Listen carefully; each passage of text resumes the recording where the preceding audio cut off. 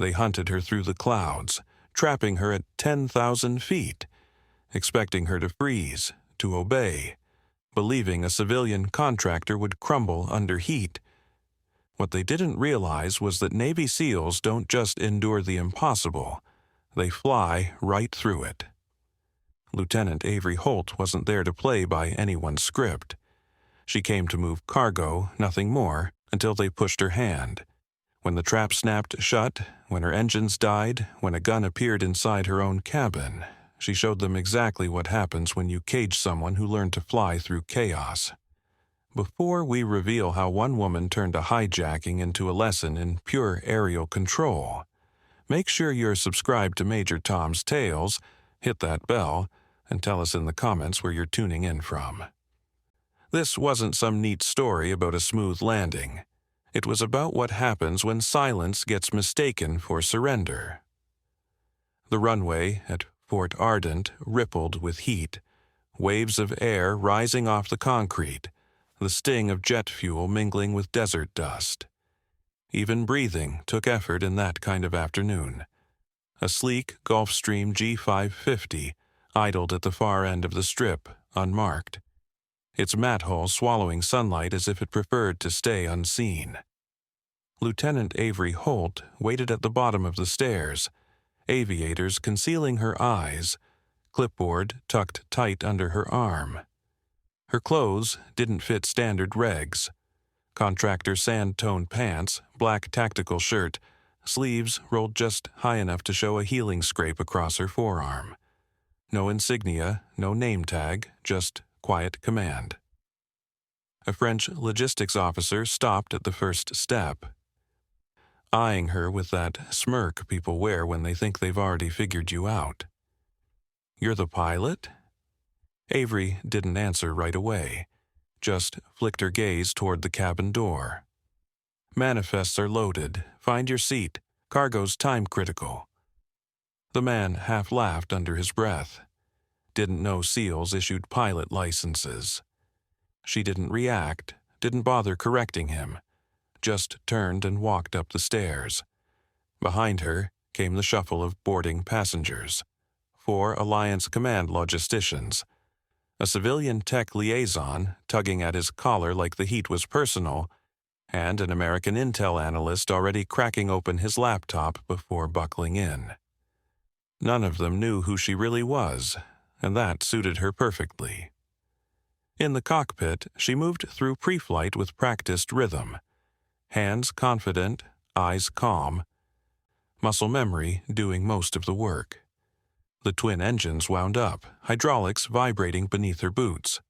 Her fingertips brushed the throttles, not out of routine, but instinct. Pilots trust systems. SEALs trust themselves. She checked the mission sheet clipped to the side panel. Wrote, Corsair Coast to Outpost Vega, along the Red Sea's edge. No deviations, no flagged threats. A clean flight, or so it looked. Yet, as she climbed past cruising altitude, a prickle crawled along her neck. It wasn't turbulence, not a fault, just the wrong kind of quiet. The expected radio handoff from tower to regional control never came. Twice she hailed the frequency. Standard check, only static, only dead air. In the cabin, small talk turned uneasy. One passenger rose to use the lavatory but dropped back into his seat when the plane banked sharply left without warning. Avery's eyes flicked over the digital display again. Something wasn't right. That's when Avery noticed it. A second transponder flickering faintly on her radar. Slow. Off route. Creeping just far enough behind to dodge automated alerts. Her hand hovered over the switch panel. No call sign, no IFF tag. Military spacing, but with the eerie quiet of civilian stealth. She squinted behind her aviators and murmured under her breath, "Someone's watching." And in that moment it hit her. They weren't just hauling cargo anymore. They were the bait. The cabin lights hummed above, sterile and soft, doing nothing to cut the growing unease. The Alliance command officers had gone quiet. conversation fading into the low drone of the engines, half from exhaustion, half from that unnatural silence pressing on every ear. Avery hadn't spoken since takeoff. No announcements, no cockpit chatter, no friendly reminders to buckle up. Just subtle altitude dips and turns a little sharper than commercial flyers ever felt. Enough that the tech liaison had already dumped coffee in his lap and was dabbing at it like it could distract him. From seat 4A, the American analyst pretended to read data on his tablet, one earbud in, but his eyes kept sliding to the locked cockpit door. He'd flown with plenty of contractors, some chatty, some ice-cold. But this one was something else. Too smooth, too still, too exact. The jet tilted again, barely 5 degrees, but the shift was enough to send a shiver down the cabin. "What the hell was that?" the French officer muttered, half standing. Then, from the speakers, Avery's voice came through, steady, level, and unnervingly calm. "Strap in, something's off." That was all. No panic, no details. But it sliced through the tension sharper than warning sirens. Belts snapped. The liaison fumbled his phone. One of the younger officers whispered something in Czech and went pale. The analyst leaned forward, eyes catching a glint of metal through the starboard window. Fast, low, deliberate. "Pilot," he called, voice tight. "You've got something on your tail." "I see it," Holt answered through the intercom, tone perfectly even. In the cockpit, her gaze locked on the radar. 2 contacts, low altitude, tight pattern, too close to be coincidence, too quiet to be friendly. Both were broadcasting fake IFF tags, spoofed military IDs meant to fool cheap scanners. Most contractors would have shrugged it off, not her. Avery adjusted trim, nudged the Gulfstream west, and switched to the secondary frequency. Nothing. Dead air. Her pulse ticked higher, not from fear, but from calculation. Timing was everything. Behind her, the analyst rose again, gripping the overhead rail. "Is this an escort? Why aren't they checking in?" Avery didn't respond. Her focus stayed locked on the radar as the left contact inched closer. Too deliberate, too steady. Still no visual, but the intent was clear. She muttered under her breath, almost too softly to hear. Someone's about to do something stupid. Her fingers flicked 3 toggles in sequence. Master arm to stand by, alarms off, systems quiet. No evasive moves yet. But she could feel it building. This wasn't surveillance anymore, it was a setup. The ambush hadn't even started. The first impact came subtle, like a knock from the dark. A metallic thud echoing from the rear fuselage, sharp enough to freeze every breath in the cabin. That wasn't turbulence. It was contact. Avery didn't flinch. Her right hand locked around the yoke, left hand moving fast. Transponder off, anti-collision lights disabled, cabin comms isolated. Then her voice cut through the intercom, firm and cold. "This is not a drill. Buckle up. Stay low." Chaos exploded in the back. Shouts. Panic. What was that? Did we get hit? Engine failure? Avery ignored them.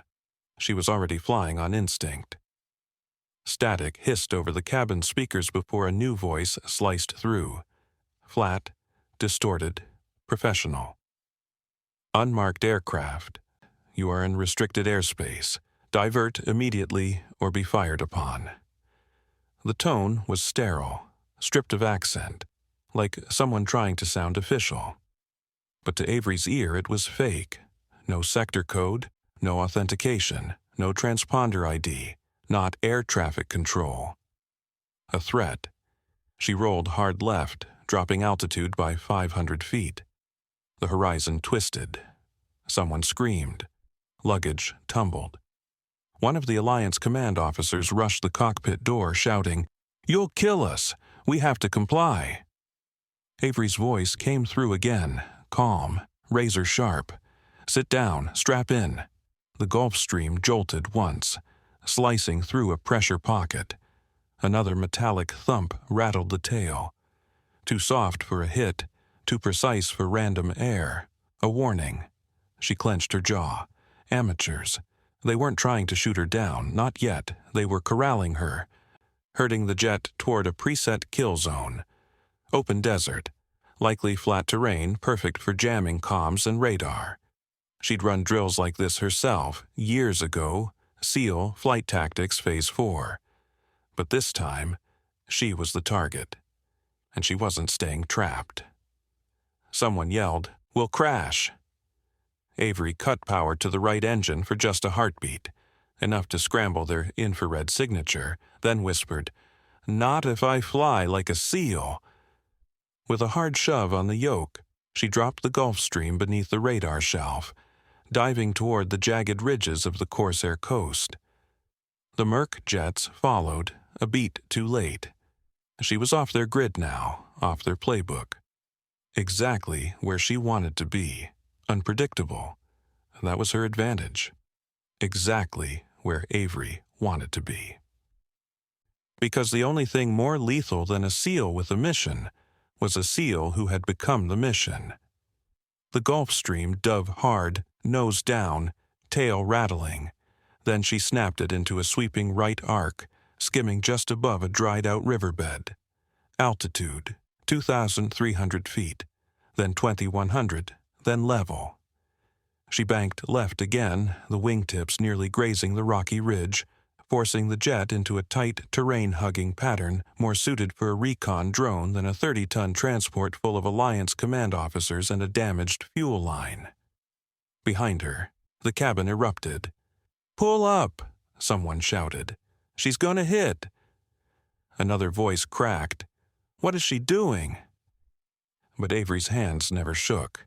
She eased the flaps, cut throttle just long enough to bleed speed, then angled perfectly into the canyon funnel she knew by instinct. Not from a map, but from memory. She'd flown over this corridor before, the Corsair Vega route, infamous for smuggling flights, drone refuels, and fake peacekeeper patrols. Her voice came through the intercom again, short and calm. "They're not pirates, they're trained." The plane sliced through the valley, jagged shadows slashing the walls like teeth. Another jet screamed overhead, overshooting by seconds. One officer, pale and gripping his seat like it could anchor him, stammered, "Who's trained? Who are they?"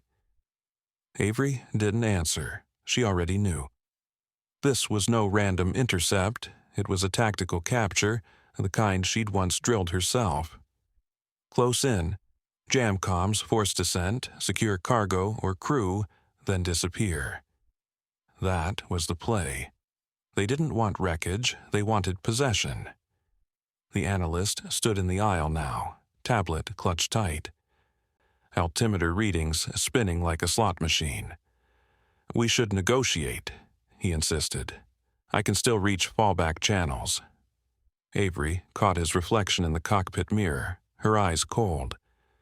"If you want to live," she said evenly, "sit down and shut up." He froze, swallowed, and obeyed. Outside, the Merc jets split, one dropping left, boxing her from above, the other climbing for radar simulation. Classic split pinch. She'd used it herself. She countered before it even finished forming, tilting the yoke, dropping throttle, then plunging straight toward the canyon floor.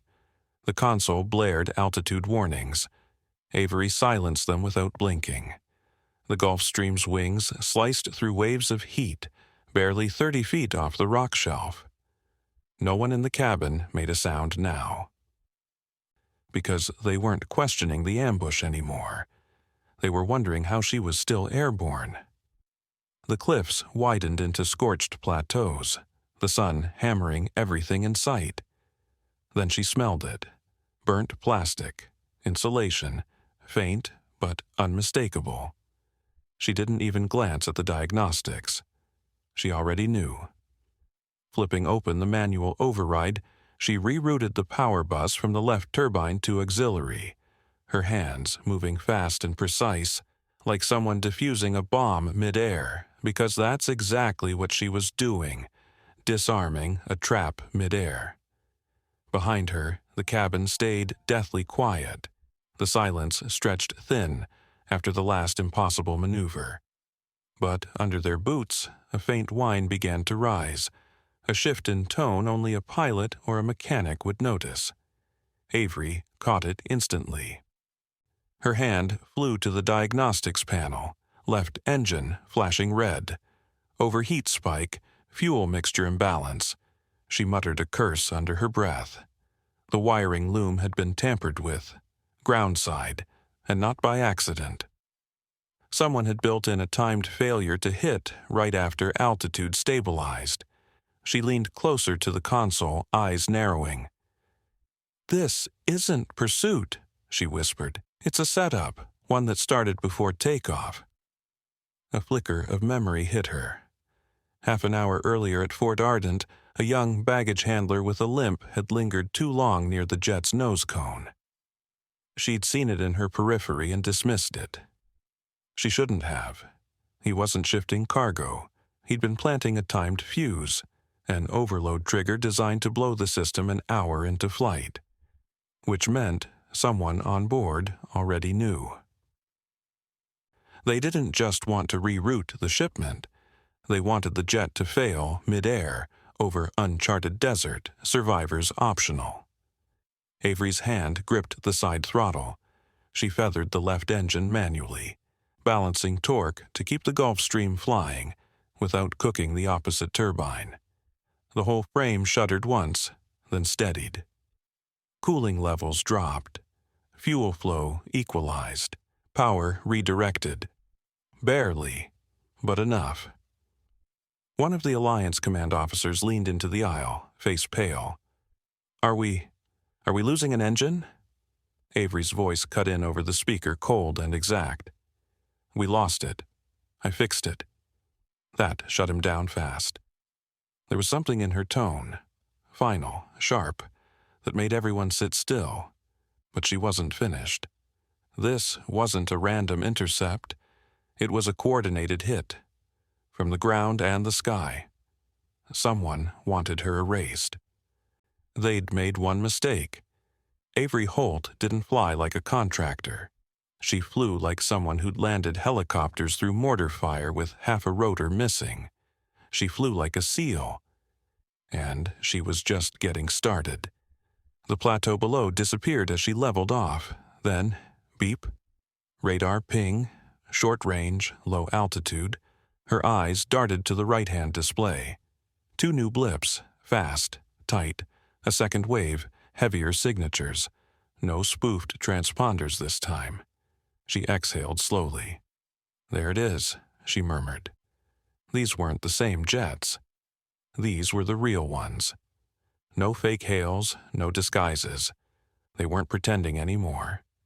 In the cabin, one officer wept quietly into his sleeve. The tech liaison sat rigid as stone, clutching the armrest like it was his last anchor, and the Frenchman mouthed silent prayers in his native tongue. No one dared speak now, not after what they'd just witnessed her pull off against the first wave. Through the cockpit glass, 2 contrails crossed in an inverted V, classic box maneuver. They were trying to herd her toward dead ground, unmarked terrain perfect for capture. If she obeyed, they'd jam her rudder, force a descent, and hit the runway with a ground team ready to strip the cargo, and maybe the crew, before cleanup. Or they'd finish it in the air. Avery's jaw clenched. She whispered, "Wrong pilot," then shoved the throttle forward. The Gulfstream surged into a steep climb, engines groaning under the strain as she pointed the nose toward 18,000 feet. Someone screamed behind her. On radar, the enemy jets surged ahead, waiting for her to stall. That was the plan. To make her overheat the engines, lose lift, fall into their crosshairs. But Avery knew her thresholds better than they ever could. Instead of stalling, she killed power completely. The jet dropped like a rock. One mercenary fighter overshot by 300 feet. In the blink of an eye, Avery reignited the throttles, rolled the left wing down, and snapped the Gulfstream into a corkscrew spin so tight it would have shredded lesser aircraft. She came out of it right behind the jet's tail vector, on its 6, locked and flying clean. Not even combat simulators trained pilots to do what she just did. Someone gasped in the back. Another voice, half in awe, half in terror, whispered, "What kind of pilot is she?" The French officer leaned forward, stunned, while a Czech lieutenant muttered, "That was SEAL-level insane." Avery didn't hear any of it. She was already maneuvering again. The second jet dove into flank, trying to capitalize on her move. Too slow. She veered hard right, skimming terrain before punching up through cloud cover, vanishing from visual. The Merc jets circled below, searching, confused, outplayed. She toggled the intercom, voice dry and low. "You're welcome." Silence followed. No applause, just stunned disbelief. For the first time, everyone aboard began to understand. She wasn't just surviving. She was outflying trained killers, and she was doing it with half an engine and zero support. The plane leveled. Not gently, never gently, but with purpose, steady in her hands. But it was control, pure, deliberate control. Avery leveled the jet at 9,000 feet, threading the slim corridor between cloud cover and radar bounce-back. The Merc jets had split off, circling wide, searching for her silhouette in the haze. For the moment, she had breathing room. Inside the cabin, the silence was almost reverent. No whispers, no movement. Then, a sharp metallic click shattered it. Avery didn't need to look. She knew that sound. A sidearm being cocked. She kept one hand steady on the yoke, the other tapping the intercom toggle. Her voice came out calm, almost casual. "Whoever's holding that better have a damn good reason." Behind her, the American intelligence analyst stood in the aisle, arm outstretched, gun steady. No shaking, no panic, just intent. "You weren't supposed to fight back," he said. There it was, the betrayal. Avery didn't blink. "You might want to lower that." "No," he replied evenly. "We had a deal. You land this plane, hand over the cargo, and walk away." Avery's fingers brushed the rudder trim, a subtle movement to keep her posture fluid, non-threatening. Her eyes never left the panel. "You know how many times I've heard that line?" The analyst tilted his head, smirking faintly. "You think this is about you?" Avery slowly turned her face, just enough to catch his reflection in the cockpit glass. Her voice dropped to a quiet, cutting tone. "They don't send 2 waves of Mercs for cargo manifests." His grin hardened. "No, they don't." That was the moment she moved, precise, brutal, efficient. Her right foot planted. Her elbow shot back, catching his wrist mid-aim, a twist, a crack. His arm slammed against the steel frame of the cockpit door. The weapon hit the floor. Then came the real strike. Her palm drove straight into his chest, slamming him backward into the bulkhead. He gasped, folded, and hit the deck. Before he could recover, she had him zip-tied and pinned.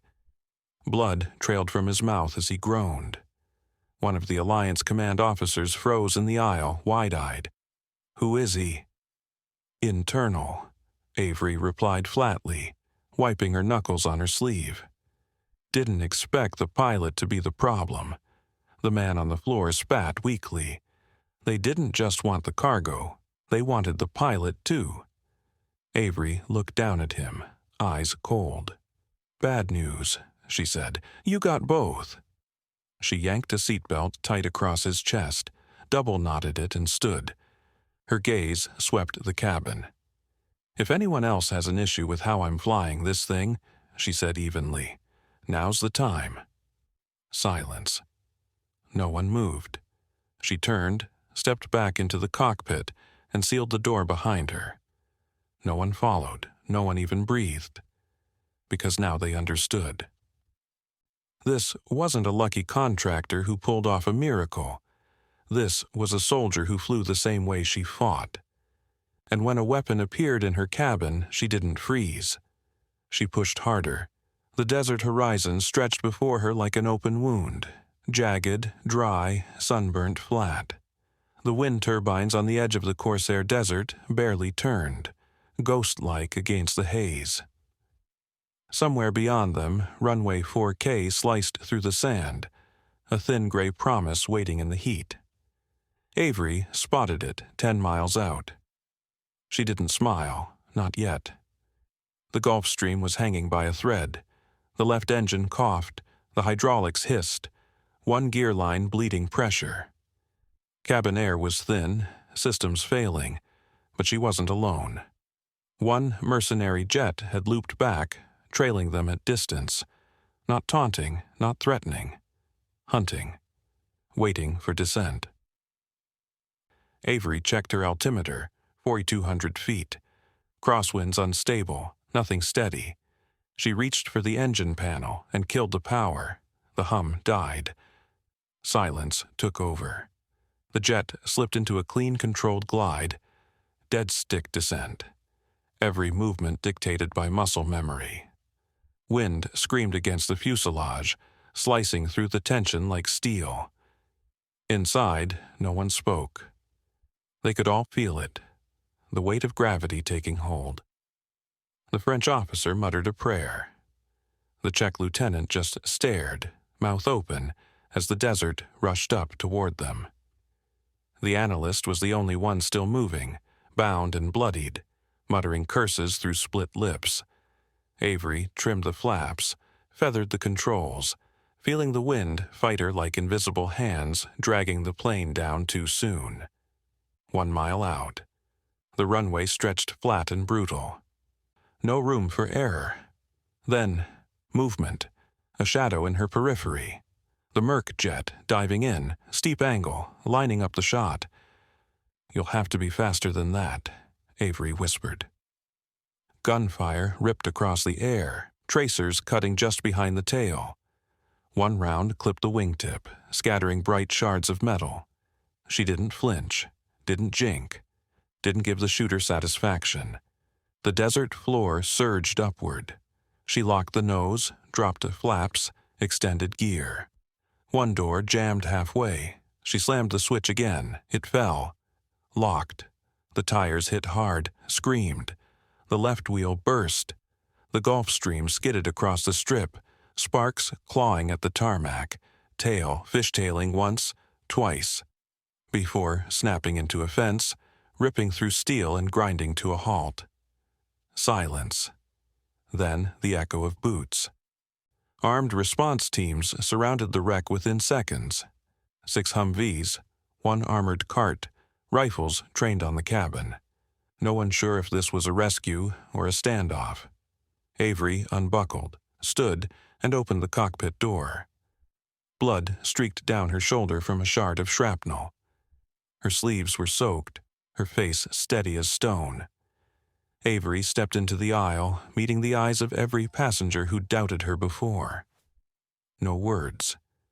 Just that look, and the unspoken truth that they were alive because of her. She pressed the exit panel. Sunlight spilled through the doorway, harsh and golden. Without a limp, she walked out first, and the world followed. The debrief tent was nothing impressive. Khaki canvas stretched tight over steel supports, heat warping the air even under the weak hum of a portable AC. 4 men sat waiting around a folding table, light filtering through dust and fabric. The smell of jet fuel still clung to her sleeves. She hadn't changed. Still in her torn flight shirt, blood dried at the shoulder, dirt streaking her arms from when she'd helped the French officer off the wreck. Her boots were scuffed, her hands trembling slightly, though no one would have noticed. Across from her sat 2 senior defense officials, an Alliance Command liaison, and a civilian from one of those nameless agencies that never introduced themselves. None of them spoke at first. Finally, one cleared his throat. "We went through your flight data. That landing, clean, textbook dead stick." Avery didn't answer. He leaned back, studying her. "You know how rare that is?" Still nothing. Another officer slid a schematic across the table, a freeze frame of her impossible mid-air maneuver. "This dive here, stall, spin recovery, inverted roll, who taught you that?" Avery's response was flat, simple. "I did." The room went still. No smirk, no pride, just truth. The civilian clicked his pen, expression unreadable. "We detained the mole from your cabin. Identity checks out. He's tied to several intel-sharing networks, paid to deliver not only the cargo data, but the pilot manifest as well." Avery tilted her head. "So it wasn't the plane they wanted?" "No," the man replied quietly. "It was the pilot." One of the officers muttered, almost in awe. "Didn't know SEALs could fly like that." His colleague answered without hesitation. "They don't, not usually, but when it matters, they own the sky." No one disagreed. Avery said nothing. She wasn't here for praise or recognition. She just reached into her pocket, pulled out a gauze wrap, and tightened it around her shoulder with the same calm precision as if she were tying off a rappel line. Across the tent, a junior officer entered, holding an encrypted tablet close to his chest. "They've secured the remaining cargo," the junior officer reported. "Sweep confirmed. All passengers accounted for." He hesitated before adding, "They're all asking who she is." One of the men at the table looked back at Avery, studying her posture, the quiet strength in her movements. "You still fly like you're in a war zone," he said. Avery tightened the gauze around her shoulder, finishing the wrap without looking up. "Sometimes I am." He gave a slow nod. No more questions, no final notes. Just silence. Avery stood before anyone could dismiss her, turned toward the tent flap, and paused only when the civilian called out, "We're filing this under contractor heroism, but if you want something official, a commendation, promotion track, even reactivation, say the word." Avery glanced back over her shoulder. "I don't need stripes to do my job." And with that, she stepped out into the sunlight, past the wreck, past the weapons and salutes. For her, the mission hadn't ended when the plane touched down. It ended when every person she carried walked away breathing. What about you? What would you have done if you'd been on that plane? Do you think Lieutenant Avery Holt was right to hide who she really was? Tell us in the comments. I read every one. And if this story reminded you that true strength doesn't come from medals or ranks, but from the right person in the cockpit when everything falls apart, hit that like button, subscribe to Major Tom's Tales, and tap the bell so you never miss the next story of quiet heroes who flip the odds. Share this with someone who still believes pilots are just trained in classrooms. Your next mission's waiting on screen. Go watch it now. I'll see you tomorrow. Same time with a brand new story.